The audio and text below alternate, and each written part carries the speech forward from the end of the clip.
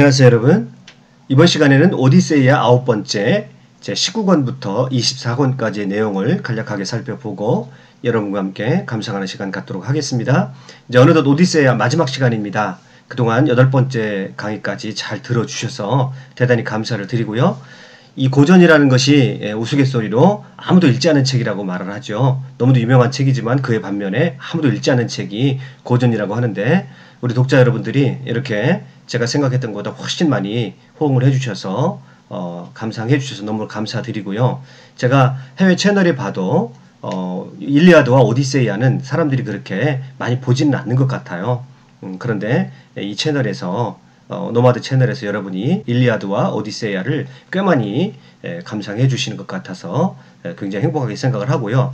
제가 고전 강의를 할 때 늘 신경을 쓰는 부분이 이제 이 간격을 메꾸는 거거든요. 시간적 간격을 메꾸는 겁니다. 그래서 벌써 오디세이아, 일리아드만 해도 현대 우리의 삶과 몇천 년의 간격이 존재하는데, 이 간격을 과연 우리가 어떻게 메꿀 것이냐라고 하는 것이죠. 그래서 이 이야기가 먼 옛날의 이야기가 아니라 오늘 우리의 삶과도 연관된 이야기고, 그들이 고민했던 그러한 삶의 문제들을 우리도 역시 고민하고 있다고 하는 것을 연결시키는 것이 제 강의에서 가장 큰 목표점이고요. 그거를 연결을 해야 오늘 우리의 삶에도 이 오디세이아의 이야기가 살아날 수가 있는 것입니다. 고전의 매력은 끊임없이 재해석될 수 있다고 하는 것이죠. 오늘 우리가 읽은 오디세우스와 10년 전에 읽은 오디세우스와 또 차후에 5년 후에 또 우리 인생의 어떤 계기를 통해서 읽은 오디세이아의 모습은 또 우리에게 전혀 새로운 감각으로 다가올 수 있다고 하는 것입니다. 그래서 제가 오늘 여러분에게 강의 드리는 이런 내용들은 제 해석일 뿐이고, 제가 지금 시점에서 오디세이아를 읽었을 때 오늘 제 삶을 비춰주는 그런 이야기들이고, 제가 해석하고 제가 느낀 그런 이야기들을 저는 여러분에게 전달해서 여러분의 삶의 어떤 지점에서는 바로 이 오디세이아의 이야기가 적용될 수 있도록 도와드리는 것이 제가 할 수 있는 일이 아닌가 싶습니다. 아무튼 여기까지 감상해 주시고 같이 들어주셔서 너무너무나 감사를 드리고요. 많은 분들이 고전에 대해서 조금 더 관심을 갖는 것 같아서 굉장히 기쁘게 생각합니다. 오디세이아 9번째 강의를 시작하도록 하겠습니다. 제가 9번째 강의의 제목은 인생의 항해를 멈추지 마세요 라고 제목을 잡아봤습니다. 자, 어떤 내용인지 한번 살펴보겠습니다. 19권에 가면요, 페넬로페와 대담합니다. 오디세우스와 자기 아내 페넬로페가 대담을 하는 장면인데, 여기서 페넬로페는 남편을 알아보지 못하죠. 왜냐하면 남편의 모습이 노인의 모습으로 변해 있거든요. 단순히 먼 이방 지역을 먼 곳을 떠돌다가 나그네로 이곳에 왔다는 사실만 알 뿐입니다. 페넬로페가 그 나그네와 면담을 요청을 합니다. 그래서 19권에 가면 오디세우스, 즉 늙은 거지로 변장한 오디세우스와 페넬로페가 서로 대담하는 장면이 나옵니다. 그런데 지난밤에 오디세우스가 그의 아들 텔레마코스에게 부탁한 것이 있어요. 자신이 구원자들에게 어떤 모욕을 당하더라도 꼭 참고 상냥한 말로 타이를 것. 지금 그들은 철저하게 계획을 세우고 있는 것입니다. 그래서 표정 관리를 해야 되겠죠. 그들에게 쉽게 감정을 노출하면 이 오디세우스의 정체가 탄로날 위험이 있고, 오디세우스의 정체가 탄로나게 되면 구원자들의 실제적인 공격을 받을 가능성이 많이 있습니다. 자, 그 다음에 홀에 있는 무기는 모두 집 맨 안쪽으로 치워둘 것. 이 구원자들이 홀에다가 늘 무기를 갖다 놓거든요. 그래서 텔레마코스에게 그 무기를 저녁에 그들이 잠자리에 간 다음에는 모두가 다 치워놓으라고 미리 말을 해둡니다. 그리고 그 누구에게도 자신의 귀향을 알리지 말라. 자, 이렇게 부탁하는 것은 이제 오디세우스와 텔레마코스가 치밀하게 이 구원자들을 제거하는 작업을 지금 계획하고 실행하고 있기 때문에 그렇습니다. 자, 페넬로페와 늙은 노인으로 변장한 오디세우스가 대화를 나누고 있는 장면입니다. 그녀는 지금 자기 남편인지를 알아보지 못하고요. 자, 이렇게 말합니다. 그래서 나는 나그네들과 탄원자들은 물론이요, 공익에 봉사하는 전령들에게도 주의를 기울이지 못하고 있어. 오직 오디세우스에 대한 그리움으로 내 마음은 소진되어 가고 있어요. 즉 자기가 제대로 할 일을 하고 있지 못하다, 남편에 대한 그리움 때문에 이렇게 말하고 있는 겁니다. 자, 그리고 그녀가 어떻게 이 구원자들의 청원을 거절해 왔는지를 또 이야기를 합니다. 자, 처음에 4년 동안은요, 하도 구원자들이 달려드니까 내 마지막으로 오디세우스의 아버지, 그러니까 시아버지의 수의를 짜고 시집을 가겠노라고 그렇게 속입니다. 그래서 낮에는 수의를 짜고 밤에는 그 시를 다시 풀어 헤치는 그 작업을 무려 4년 동안이나 반복을 하게 됩니다. 자, 구원자들이 기다리다가 마침내 그것도 알게 되었죠. 그 이후에 더욱더 집요하게 청혼자들이 자기에게 구원하는 바람에 자기는 더 이상 견딜 수 없는 그런 입장이 되었노라고. 그러면서 또 이 페넬로페가 얘기하는 것이 자기는 자기 아들 텔레마코스의 눈치도 보인다고 얘기를 합니다. 왜냐하면 여자에게는 상속권이 없었기 때문에 그 아들 텔레마코스에게 정식으로 상속권이 넘어가게 되어 있습니다. 그래서 구원자들이 그렇게 달라든 이유가 뭐냐면 이 페넬로페와 결혼하게 되면 아들이 어리기 때문에 재산을 모두가 다 이 구원자들이 차지할 수 있게 되기 때문에 구원자들이 더 달려드는 그런 부분도 있습니다. 그래서 이 페넬로페는 고민을 하다가 차라리 오디세우스의 모든 재산이 텔레마코스에게 가도록 상속되도록 하기 위해서 자신은 적당한 구원자에게 청혼을 받아들여서 시집을 가야 될 것 같다고 오디세우스에게도 얘기를 합니다. 그런데 오디세우스가 이렇게 얘기를 합니다. 그분은 분명 무사하며 곧 돌아올 것이요. 그분은 아주 가까이 와 있으며 더 이상 오랫동안 가족들과 고향 땅에서 멀리 떨어져 있지 않을 것이요. 모든 구원자들은 빠짐없이 파멸이 그 모습을 드러낼 것이며 어느 누구도 죽음과 죽음의 운명을 피하지 못할 것이요. 라고 위로를 합니다마는 페넬로페는 그 말을 듣지 않습니다. 나그네여, 그 말대로만 이루어진다면 오죽이나 좋겠어. 그러면 그대는 곧 나에게 환대를 받고 수많은 선물을 받게 되며 그대를 만나는 사람은 누구건 그대를 행복하다고 기리게 될 텐데, 그러나 내 마음속에 어떤 예감이 떠오르어 그 예감은 이루어질 것인즉 오디세우스는 더는 집에 돌아오지 못할 것이고 그대는 이곳으로부터 호송을 받지 못할 것이요. 라고 그의 아내 페넬로페는 극히 비관적이 되었습니다. 그는 이제 모든 것을 다 내려놓고 포기한 듯이 보입니다. 그래서 누가 됐든 간에 이 아들 텔레마코스에게 더 이상 해를 끼치지 아니하고 텔레마코스에게 재산이 다 상속될 수 있도록 자기는 누군가를 따라서 시집을 가버려야 되겠다고 그렇게 생각을 한 겁니다. 그리고 나서 문득 자기가 손님 접대에 소홀히 한 것이 느껴졌습니다. 시녀들이여, 너희들은 이분의 발을 씻어드리고 잠자리를 보아드리되 이분이 편안하고 따뜻하게 황금 옥자의 새벽의 신을 맞이할 수 있도록 침상과 외투와 담요를 펴드리도록 해라. 그리고 이른 아침에 목욕을 시켜드리고 기름을 발라드리도록 해라. 이렇게 시녀들에게 부탁을 합니다. 그래서요, 시녀들이 와서 오디세우스의 발을 먼저 닦아줍니다. 그런데 그 발을 닦아주는 그녀가 누구냐면 바로 오디세우스를 자기 젖으로 먹여 키웠던 유모인 겁니다. 자, 유모가 오디세우스의 발을 닦다가 오디세우스의 발에 상처가 하나 있는 것을 보았습니다. 그리고 깜짝 놀랐습니다. 이 상처는 어린 시절 오디세우스가 그의 아버지와 함께 사냥을 하다가 멧돼지에게 물린 그런 상처 자국이거든요. 대번에 알아봤습니다. 그대가 바로 내 아들 오디세우스로군요. 자기 아들이라고 알아봤어요. 그러니까 자기가 유모니까 젖을 먹어 키웠으니까 자기 아들이라고 얘기하는 겁니다. 다 만져보기 전에는 나는 주인인 그대를 알아보지 못했어요. 라고 페넬로페 쪽을 바라봅니다. 그런데 그림에서 보세요. 여기 페넬로페는 시리에 빠져가지고 그 말에 관심조차 없죠. 그때 오디세우스가 재빨리 유모의 입을 틀어막습니다. 유모, 왜 나를 망치려 하오? 그대 자신이 나를 젖가슴으로 양육해 놓고서 나는 지금 천신만고 끝에 20년 만에 고향 땅에 돌아왔어. 그러나 그대가 그 사실을 알게 되고 어떤 신이 그것을 그대 마음에 일깨워준 이상 그대는 잠자코 있어야 하오. 라고 말을 하는 겁니다. 조용히 입 다물고 있고 페넬로페에게 알리면 안 된다라고 얘기하는 것입니다. 그리고 지금 아들 텔레마코스와 구원자들을 제거하기 위한 모든 계획이 차질 없이 진행되고 있다는 것을 암시하고 있는 거죠. 페넬로페는 아무것도 눈치채지 못하고 있습니다. 오디세우스에게 자신이 그래도 집을 지켜야 할지 아니면 구원자들 중에 가장 훌륭한 자를 따라 떠나가야 될지 그렇게 물어봅니다. 자기 앞에 있는 그 노인이 자기 남편이라는 것은 꿈에도 알아채지 못하고 있는 것이죠. 그러면서 자신의 결심을 이렇게 밝힙니다. 날이 밝으면 구원자들에게 화살로 12개의 도끼를 꿰뚫게 하여 성공하는 사람을 따라 이 집을 떠날 것이다 라고 그렇게 자기의 결심을 밝힙니다. 제20권입니다. 구원자들을 죽이기 전에 있었던 일입니다. 여기서는요, 구원자들을 죽이는 날 아침에 있었던 일인데요. 그 하녀들까지도, 하인들까지도 오디세우스를 비웃습니다. 그리고 구원자들에게 붙어서 오디세우스를 비웃는데 뿐만 아니라 그들은 오디세우스에 관한 험담을 막 늘어놓는 겁니다. 오디세우스는 그들의 모습을 바라보면서 속으로 이를 갈지요. 또 구원자들이 계속되는 잔치가 벌어집니다. 이 구원자들은 전혀 이 집에서 물러날 뜻이 없어 보입니다.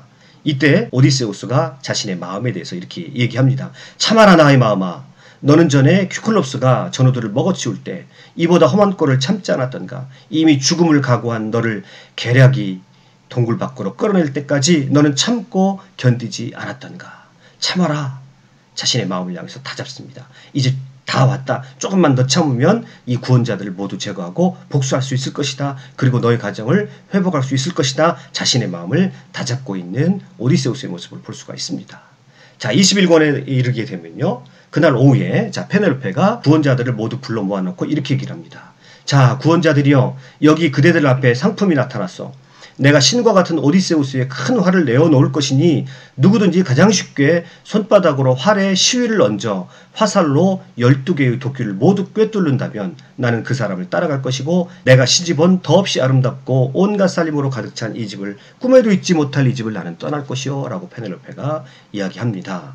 자, 그런데요, 이 화살은 오디세우스만이 쏠 수 있는 그런 화살입니다. 오디세우스 같은 영웅이 아니면 도저히 쏠 수 없는 그런 큰 화살이 되는 거죠. 마치 주몽이 화살같이요. 아무나 쏠 수 없는 주몽이 화살같이 이 화살은 오디세우스만 쏠 수 있는 그런 화살인 셈이죠. 그래서 구원자들이 차례차례 나섭니다. 자, 페넬로페를 차지하기 위해서 여러 구원자들이 자, 오디세우스의 화살을 들고 쏩니다마는 어떤 구원자들은 당기지도 못하고요. 또 겨우 당긴다 한들 12개의 도끼 구멍을 전부 뚫어내는 것은 어림없는 일이었습니다. 자, 심지어는 텔레마코스도 한번 실험을 해봅니다. 그러나 여지없이 실패하고 맙니다. 자, 드디어 누가 나서기 시작하냐면 오디세우스가 나섭니다. 자, 많은 사람들이 비웃습니다. 오디세우스를 막 비웃어요. 이까짓 것이 어떻게 화살을 쏠 수가 있겠느냐. 너는 화살을 들지도 못할 것이다. 막 조롱들이 쏟아져 나옵니다. 자, 오디세우스가 화살을 듭니다. 그리고 그가 화살 시위를 깊이 당긴 후에 자, 튕겨 놓습니다. 그랬더니 화살이 12개의 그 도끼자루의 구멍을 정확하게 뚫고 지나가는 것이었습니다. 사람들이 깜짝 놀랐습니다. 그때 오디세우스가 그의 아들 텔레마코스에게 이렇게 말합니다. 텔레마코스야, 홀에 앉아있는 내 손님이 너에게 치욕을 안겨주지는 않는구나. 나는 표적을 놓치지 않았고 활에 시위를 넣느라고 지치지도 않았으니까 나는 아직도 기운이 팔팔하니 구원자들이 나를 업신여기며 욕한 것과는 다르지 않은가. 그러나 지금은 아카이오의 족을 위해 만찬을 준비할 시간이다. 여기 만찬을 준비할 시간이라는 것은 이제 텔레마코스와 오디세우스만 아는 얘기죠. 지금 진짜 만찬은 이들을 제거하는 것이 그들에게 있어서 최후의 만찬인 거죠. 자, 이제 이들을 제거할 시간이 되었다라고 오디세우스가 이렇게 말하고 눈썹으로 신호를 보냅니다. 그러자 신과 같은 오디세우스의 사랑하는 아들 고귀한 텔레마코스, 굉장히 많은 수식어가 붙어 있습니다. 신과 같은 오디세우스의 사랑하는 아들 고귀한 텔레마코스가 역시 어른으로 성장해 있다는 것을 암시하고 있습니다. 날카로운 칼을 메고 손에 창을 움켜쥐고는 번쩍이는 청동으로 무장한 채 그의 곁에 있던 알라그자 옆에 버티고 섰다. 자, 이제 모든 준비가 마친 거죠. 자, 22권에 가면 본격적으로 구원자들을 죽이는 아주 잔인한 장면이 나오게 됩니다. 오디세우스가 화살로 몇몇을 제거합니다. 그리고 돼지치기와 소치기가 문을 다 막아버리고요.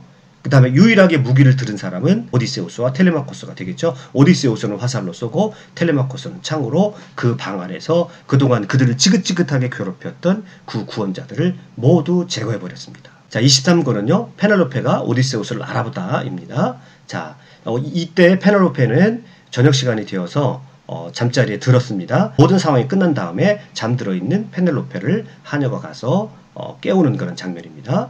자, 그리고 나서 처음에는 이 페넬로페가 오디세우스를 알아보지 못합니다. 그리고 오디세우스인지 확신을 할 수도 없습니다. 그래서 몇 가지로 냉정하게 대한 다음에 몇 가지를 확인한 뒤에 자기 남편이 오디세우인 것을 드디어 깨닫게 됩니다. 오디세우스요, 내게 화내지 마세요. 당신은 다른 일에도 인간들 중에서 가장 슬기로우시니까요.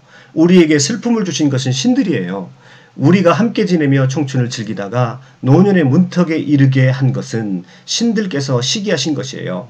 그러니 이제 당신은 내가 당신을 처음 본 순간 이렇게 반기지 않았다고 해서 화내거나 노여워하지 마세요. 어떤 사람이 와서 거짓말로 나를 속이지 않을까 내 가슴속의 마음은 언제나 부들부들 떨었어요. 이렇게 말을 합니다. 그러면서 반갑게 둘이 포옹하는 장면.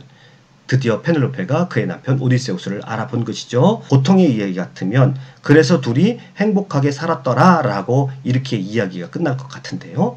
오디세이아의 이야기는 한 단계 더 나갑니다. 열린 결말이라고 말씀을 드렸죠. 여보, 우리는 아직 모든 고난의 끝에 도달한 것이 아니요. 앞으로도 헤아릴 수 없는 많은 노고가 있을 것이고 그것이 아무리 많고 힘들더라도 나는 그것을 모두 완수해야만 하오. 이것은요, 오디세우스가 하데스에 들어가서 테이리에시아스 예언자에게 이미 들었던 내용입니다. 너는 고향 땅에 돌아가서 그것으로 너의 여행이 끝나는 것이 아니라 손에 맞는 노 하나를 들고 바다를 전혀 모를 뿐더러 소금이 든 음식을 먹지 않는 사람들에게 이를 때까지 인간들의 수많은 도시들로 가라.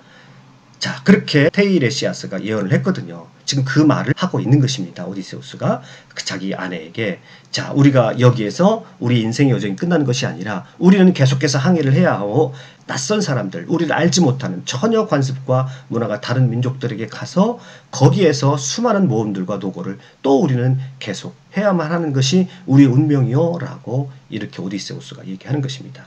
그래서 오디세이아의 이야기는 고향으로 귀향했다라고 하는 것이 아니라 인생은 끊임없는 항해의 연속이다. 인생의 항해는 그리 쉽게 끝나는 것이 아니다. 또는 여러분, 우리가 일생을 살아가면서 항해를 멈추고 살아갈 때가 있죠. 오디세이아에서 항해라고 하는 것은 인생의 의미고 인생의 목적이라고 할 수가 있겠습니다. 의미 있는 삶을 찾아서 모험을 떠나는 것이죠. 만약에 여러분과 제가 모험을 떠나는 마음을 상실했다고 한다면 오늘 호메로스가 오디세이아의 입을 통해서 인생은 항해입니다. 당신의 여행을 쉽게 멈추지 마세요. 쉽게 삶을 무기력한 상태에 빠뜨려 두지 마시고 나의 인생의 모험은 여기서 끝이다 라고 여기지도 말고 힘이 닿을 때까지는 끊임없이 모험하고 새로운 의미를 찾아서 새로운 인생의 뜻을 찾아서 항해하는 모험을 계속하세요 라고 호메로스는 오늘 우리에게 최종적으로 말을 해주고 있는 것입니다. 자, 24권은 이제 맹약이 이루어지게 되는데요. 24권에서는 오디세우스가 자기 아버지 라에리테스를 만나게 되는 거죠. 그리고 구원자들을 전부 죽였잖아요. 그 구원자들의 가족들이 오디세우스를 공격하기 위해서 오는데, 자, 신의 개입으로 그들과 맹약을 맺는, 서로를 해치지 않겠다고 서로 맹약을 맺는 장면으로 모든 오디세이아의 이야기가 끝나게 됩니다. 그러면 마지막으로 우리가 그동안 오디세이아를 통해서 살펴보았던 커다란 주제들이 있습니다. 주제들을 몇 가지를 더 살펴보도록 하겠습니다. 귀향이라는 주제가 있죠. 이건 오디세이아의 가장 큰 주제라고 할 수가 있습니다. 자기가 태어난 곳, 또 자기를 길러준 곳, 그리고 자기 아내가 있는 사랑하는 곳으로 돌아가야 된다. 이것은 가정의 의미하고도 연결된다라고 할 수 있겠습니다. 또 텔레마코스에게 이 이야기는 성장의 의미를 담고 있는 것이죠. 그래서 나약했던 20살 청년이 어느덧 자신의 문제를 받아들이고 그 문제를 향해서 과감하게 도전하는 것, 그것이 텔레마코스에게 있어서는 굉장히 중요한 주제가 되겠죠. 그 다음에 우리가 오디세이아에서 가장 큰 또 밑바탕에 깔려있는 주제가 환대죠. 크세니아. 이것은 오늘 우리의 삶에 있어서도 굉장히 중요한 시사점을 던져주고 있습니다. 오늘 우리 현대인들은 너무나 환대하는 그런 지점이 없습니다. 환대를 받지도 못하고 환대를 해주지도 않죠. 전부 자기의 개인주의, 이기주의에 빠져서 남들과 소통하는 것에 상당한 약점을 가지고 있는 것이 현대인들이 아닙니까? 그런데 오디세이아에서 나오는 이 환대의 정신, 크세니아는 오늘 우리에게 굉장히 깊은 울림을 주는 그런 풍습이라고 할 수가 있겠습니다. 제가 이 환대에 관한 것은 현대 철학에 있어서도 대단히 중요한 주제가 된다라고 이미 말씀을 드렸습니다만은, 누군가 찾아온 사람에게 조건 없이 대접을 하고 환대를 베풀고 그에게 질문을 던져서 그가 자신의 이야기를 하게 하고 또 그에게 내 이야기도 상대방에게 던져주어서 소통의 자리, 공감의 자리, 인간으로서 고된 삶을 살아가는 사람들이 서로를 보듬어줄 수 있는 그런 자리가 바로 환대의 자리죠. 오늘 우리 현대인들도 자주 환대의 자리를 어떤 방식으로 마련할 수 있느냐라고 하는 것은 우리의 삶의 질과도 관련된, 그리고 우리의 삶의 행복과 직결되는 그런 주제가 아닌가 생각이 되어집니다. 누가 뭐래도 오디세우스는 임기응변에 능한 지혜를 가진 사람이죠. 여러분, 지혜하면 떠오르는 장면이 있나요? 지혜하면 폴리페무스에 의해서 그가 동굴에 갇혀 있을 때 폴리페무스가 그에게 물어보죠. 너의 이름이 뭐냐? 그랬더니 이때 아주 유명한 얘기를 합니다. 나는 노바디입니다. 자, 그리스 말로 우티스라고 그러죠. 나는 아무도 아닌 자입니다. 이렇게 얘기합니다. 이 한마디로 그는, 오디세우스는 폴리페무스에게 죽임을 당하지 않고 풀려날 수가 있었죠. 그런데 그 다음 순간에 또 바로 휴브리스 상태에 빠집니다. 이 휴브리스라는 것은 무엇을 말하냐면, 어떤 사람이 자신이 성공적인 어떤 일을 수행하고 난 다음에는 인간이 공통적으로 빠지는 심리가 교만한 상태, 휴브리스 상태에 빠지더라는 것이죠. 그래서 휴브리스 상태에 빠지게 되면 하지 말아야 할 행동을 하게 되고 그것 때문에 끝내는 불행을 당하는, 보복을 당하는 그런 휴브리스 사이클을 여러분에게 말씀을 드렸었죠. 그래서 우리도 생애 순간순간마다 많은 사람들이 사실은 이 휴브리스 때문에 파멸하고 몰락하는 사람들을 너무도 흔하게 보는 그런 모습이라고 할 수가 있겠습니다. 자, 그 다음에 강렬하게 또 우리 마음가에 남아있는 것이 운명해죠. 아모르 파티죠. 내가 이들 고난 위에 이번 고난이 추가될 테면 되라지요 라고 오디세우스가 칼립소에게 얘기합니다. 칼립소가 네가 나를 떠나서 바다로 항해를 시작하게 되면, 고향으로 가는 항해를 시작하게 되면 너는 얼마나 많은 고난을 겪어야 될지 만약에 네가 안다면 간다고 하지 않을 것이다.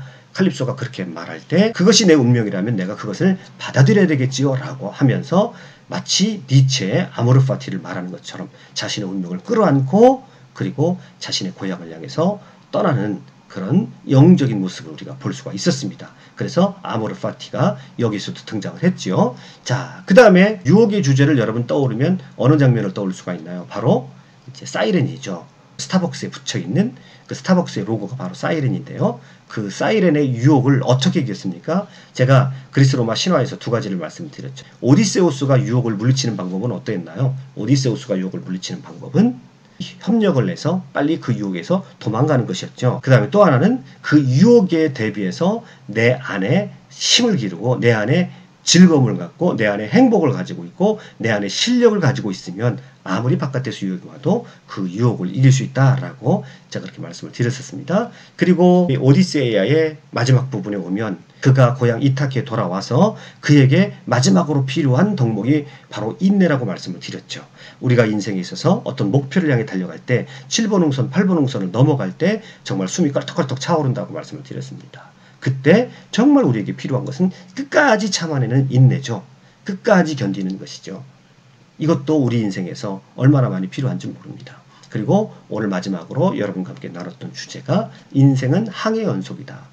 즉 항해라는 것은 무작정으로 떠난다는 것이 아니라 뭔가 의미 있고 가치 있고 자기 발견을 위해서 끊임없는 도전과 끊임없는 고난을 감내하는 그런 모험 정신이 필요하다라고 말씀을 드렸습니다. 이 이상의 오디세이아를 제가 강의하면서 오늘 우리에게 적용시킬 수 있는 적용점들을 제가 대충 다시 한번 뒤돌아보았습니다. 여러분에게 큰 도움이 되는 그런 강좌였기를 바라마지 않습니다. 여러분 오늘도 강의 들어주셔서 대단히 감사합니다. 수고하셨습니다.